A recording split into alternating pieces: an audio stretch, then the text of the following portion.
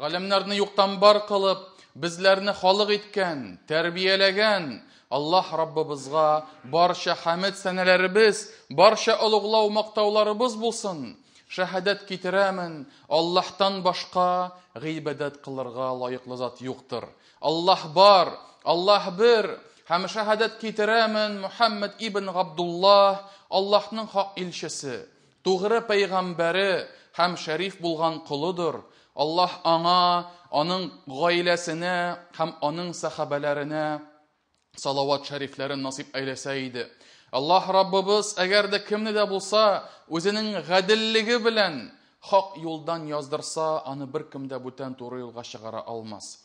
Аллаһ Раббыбыз әгәр дә кемне дә булса үзенең рәхмәте белән туры юлга күндерсә, аны беркем дә бүтән ул юлдан адаштыра алмас. Аллаһ Раббыбыз изге китабында әйтте: "И иман китергән бәндәләр, Аллаһтан хакыйкый тәкъвалык белән куркыгыз һәм бары тик мөселман булып кына үлегез" диде.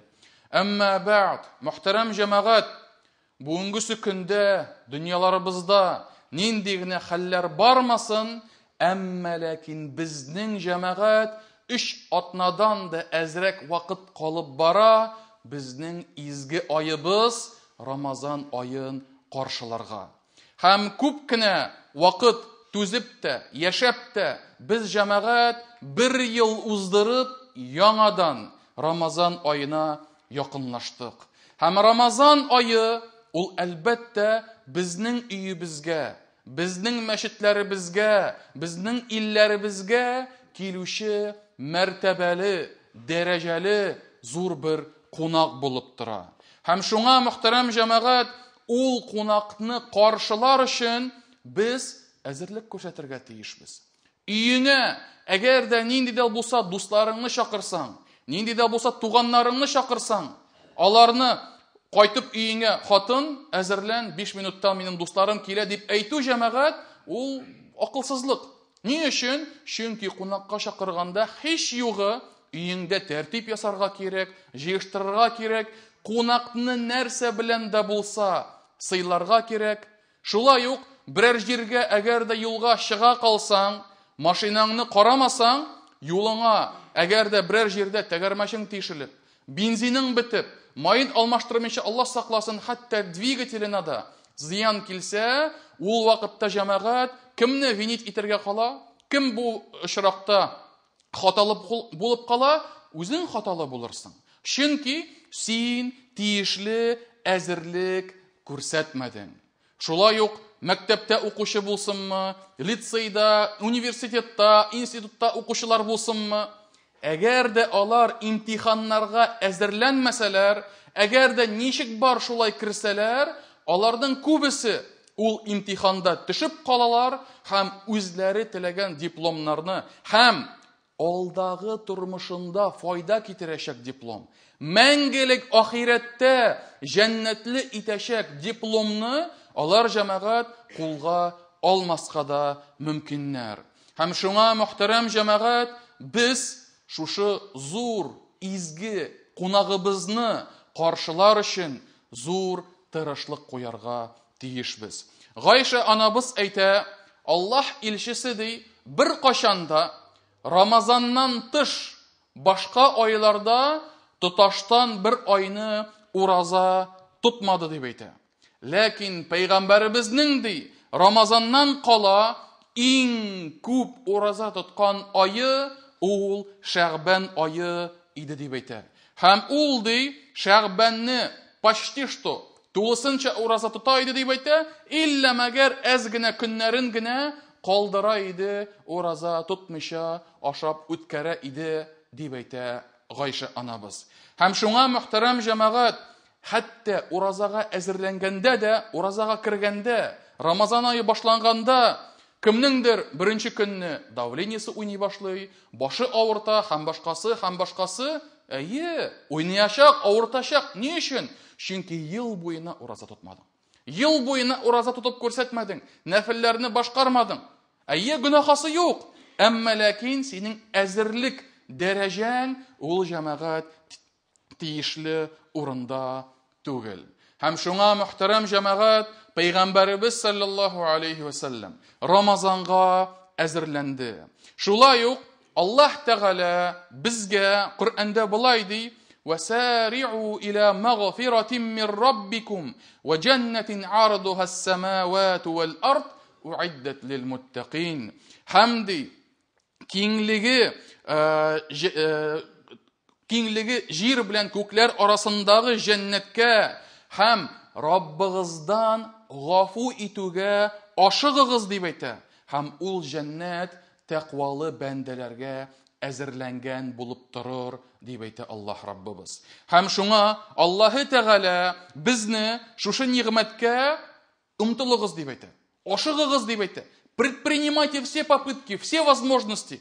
Менә шушы Аллаһ Раббыбызның мәгъфиратына, гафу итүенә һәм җәннәтенә ашыгыгыз дип әйтә. Кем әзерләнми, ул җәмәгать, ул дистанцияны үтеп чыгарга ай-хай үтеп чыгарыр микән? Кем бер нинди дә сәбәбен кылмый, ул җәмәгать шушы эшне башкарырмын, үтәрмен, инде призны яулап алырмын дип җәмәгать өметләнмәсен. Чөнки аның өчен тырышлык куярга кирәк.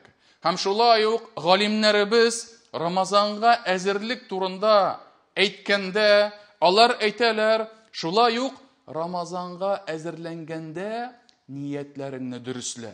Ниятләрең дөрүс булсын, тугры булсын.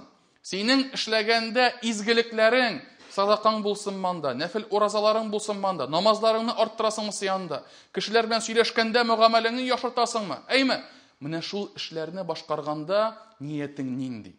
Ниятең ихластанмы, Аллаһ ризалыгы өченме, яки башка төрле нинди дә булса дөньяви ниятләрме? Һәм синең гамәлең дә шәригатькә туры киләме? Шәригатькә сыйнамы? Шушы шәригатьнең нигезләренә тәңгәл киләме икәнлеген без карарга тиешбез. Һәм шуңа галимнәребез әйттеләр, ниятне дөрүсләү ди ул ике әйбердән тора ди. Беренчесе, синең гамәлең чын ихластан Аллаһ ризалыгы өченме? Икенчесе, гамәлең шәригать нигезләренә туры киләме? Аларга каршы килмиме дип әйттеләр. Һәм шуңа мөхтәрәм җәмәгать, үз эшебездән уйланыйк, хәзердән үк әзерләник һәм шушы изге айны да бары тик Аллаһ ризалыгын күз алдыбызда тотып, шушы айны үткәрик. Өченче әзерлек ул да булса җәмәгать тәкъвалык. Тәкъвалык булдыру. Һәм хәтта уразаның фарыз булу сәбәбе ул тәкъвалыкны арттыру. Аллаһы Тәгалә безгә Коръәндә әйтә: يا أيها الذين آمنوا كتب عليكم الصيام كما كتب على الذين من قبلكم لعلكم تتقون. Ey iman китергән бәндәләр, сезгә кадәр яшәгән халыкларга кебек, сезгә дә ураза фарыз булды дип әйтә, предписан булды дип әйтә. Һәм бәлки тәкъвалыкка ирешерсез дип әйтә.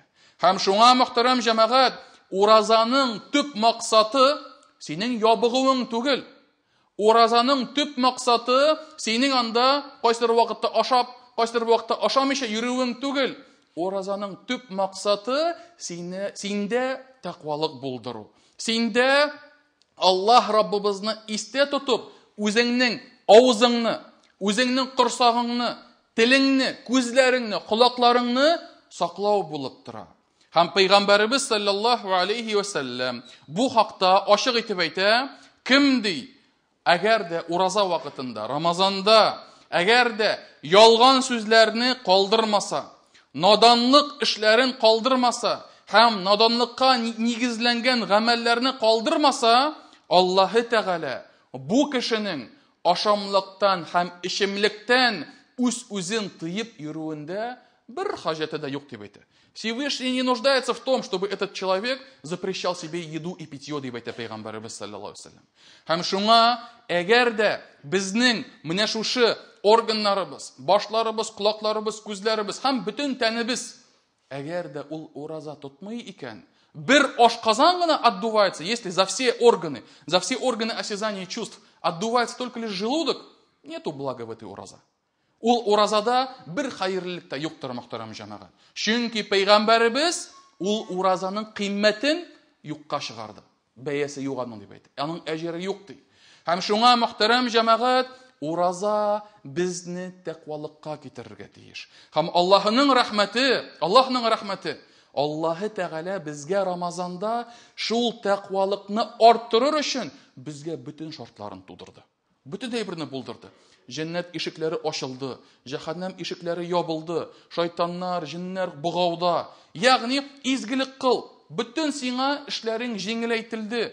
Һәм шуңа, мөхтәрәм җәмәгать, бигрәк тә безнең шушы вакытта, әлхәмдүлиллаһи раббил аламин, Рамазанда күп мәчетләрдә ифтар кылына.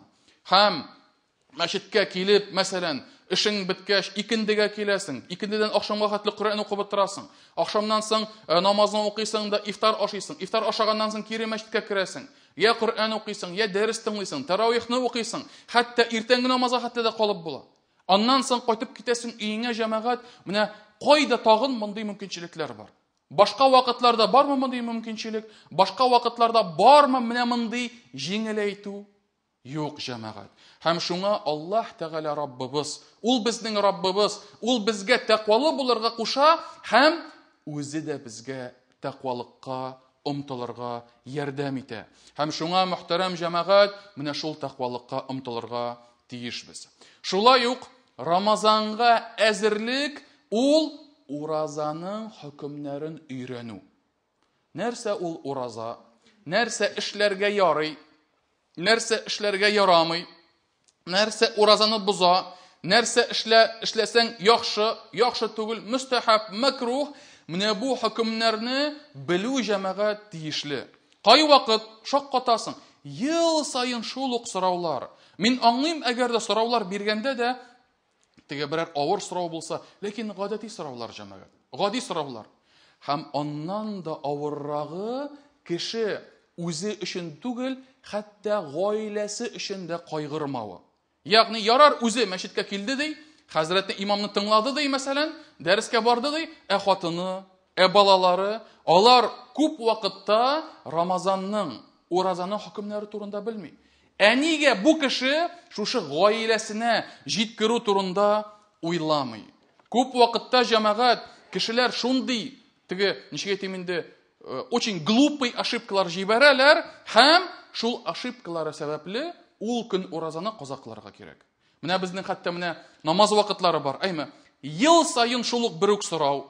Кайчан безнең сәхәр тамам, кайчан намазны укырга була? Һәм кайсы бер кешеләр алалар шул расписаниены, карыйлар графаны, мәчетләрдә укыла. Мәсәлән, 5:45 мәчетләрдә укыла. И шул вакытка хәтле ашап утыра. Бу, җәмәгать, таң атканнан соң, фәҗр вакыты җиткәннән соң, когда наступил уже рассвет, ашап утыра. Һәм бу көнне аңа каза кылырга кирәк. Бу көн уразасы дөрес түгел. Ни өчен? Чөнки ул таң атканнан соң авызына ризык кертте. Һәм уразасы бозылды. Һәм шуңа, мөхтәрәм җәмәгать, нәмәдә нюанслар бар. Һәм без ул нюансларны өйрәнергә тиешбез. Сорарга тиешбез, дәрес алырга тиешбез. Һәм үзебез генә түгел, үзебез өйрәнгәч тә гаиләбезгә җиткерергә тиешбез. Балаларыбызны өйрәтергә тиешбез. Менә кайсы бер вакытта юлда йөргәндә, әгәр дә юл кагыйдәләрен бозсаң, әгәр дә ПДДны үтәмәсәң, ты не должен обвинять сотрудника ГИБДД, что он тебя оштрафовал. Если не хочешь, чтобы он тебя оштрафовал, не нужно было нарушать. Аңлыйсызмы? Һәм шуңа, мөхтәрәм җәмәгать, Рамазанда да нәкъ шулай. Әгәр дә уразаң бозылуын теләмәсәң, ул вакытта уразаның хөкемнәрен үтә.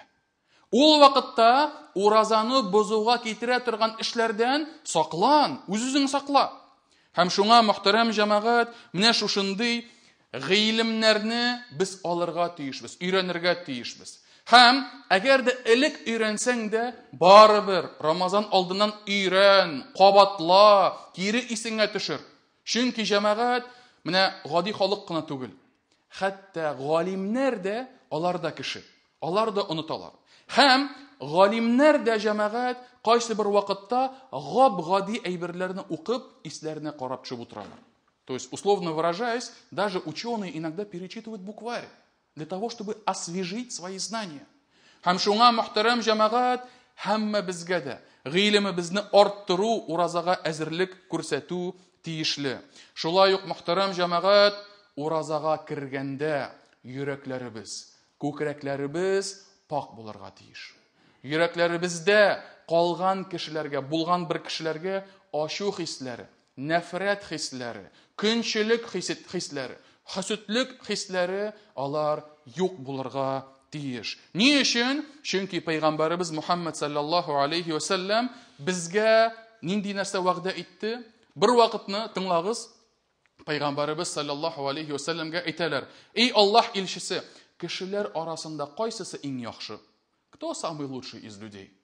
Һәм шунда Пәйгамбәребез саллаллаху алейхи ва саллям әйтә: "Ул ди һәрбер саф, чиста, сәламәт йөрәкле булган кеше һәм дөресен сөйли торган телле кеше" дип әйтә. Ягъни, ике әйберсе булса, бу иң яхшы кеше булачак ди. Сәламәт йөрәк һәм дөресен сөйли торган тел.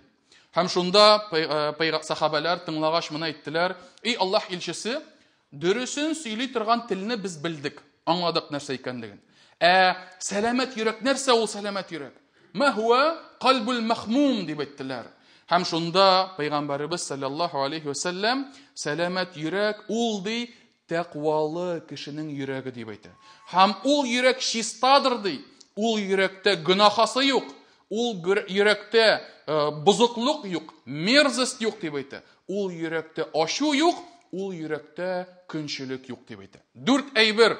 Ул ди, беренчедән, гөнаһлар кылмый, гөнаһлардан саклана. Икенчесе, фәхишлектән, бузыклыктан саклана. Фәхишлектән саклана дигәч, ул зина кылмау дигән сүз генә түгел. Хәтта куллары, аяклары, күзләре һәм иң мөһиме теле.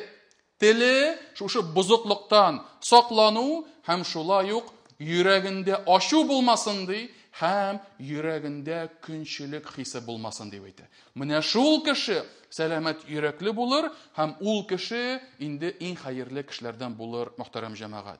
Менә шуңа әгәр дә ике кеше арасында нинди дә булса проблемалар булса, ачуланышулар булса җәмәгать, аны бетерергә кирәк. Аллаһ хакы өчен гафу итәргә кирәк. Һич югы инде ул кеше белән исәнләшеп сөйләшергә һәм үзеңдәге шушы ачуыңны чыгармаска кирәк, мөхтәрәм җәмәгать. Ни өчен? Чөнки Рамазан айы, паклык айы, чисталык айы. Кем белә? Бәлки ул Рамазаннан соң ул кардәшеңне бүтән күрмәссең. Ул, Аллаһ сакласын, әгәр дә сиңа ачуы килеп, яки сиңа нидә булса үче булып, вафат булып китсә җәмәгать, кыямәт көнендә килеп бездән селкесә менә шулай: "Син нигә миңа булай эшләдең, син миңа нигә тегеләй эшләдең" дип җәмәгать. Һәм шуңа Рамазан алдыннан шушы ачуланышу хисләрен бетерү тиешле.